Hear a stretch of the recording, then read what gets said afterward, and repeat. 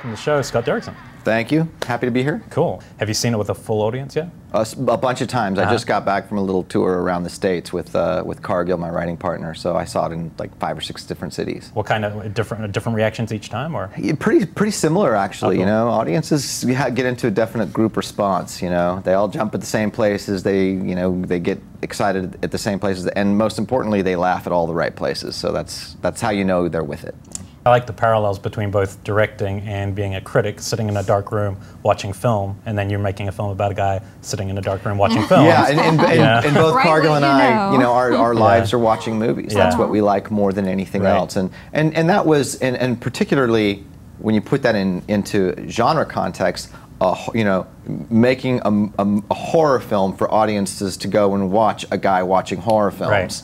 You know, Right. there's something in that that are scary, and there's something in that's particularly Right. interesting in itself. I was going to ask about the house, because we saw the trailer a second ago. The house is remarkably plain, so it's not like The Shining or Amityville. It's kind of looks almost one-storied. Yeah. And yet, what it did to me was like what David Lynch is able to do, which is make the normal and almost boring Americana somehow have an insidious kind of tone to it. Yeah, that was the strategy. You know, when David Brisbane, our production designer, came to me about to go location scouting and said, what are we looking for here?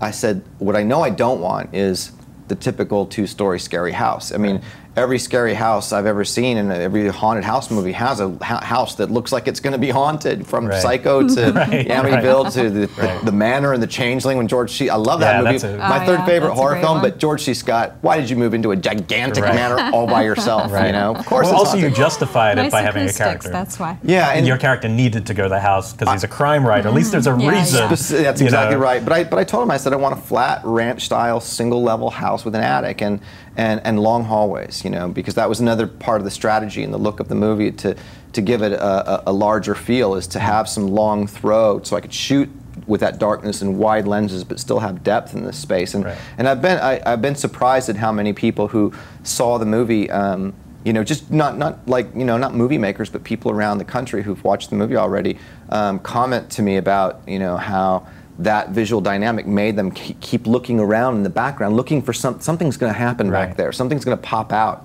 because they're seeing a lot of space in there, as well as a lot of darkness. It feels creepy, but there's a hallway and there's a room down there, and that visual dynamic in a story like this creates an extra level of tension if you shoot it right. Right.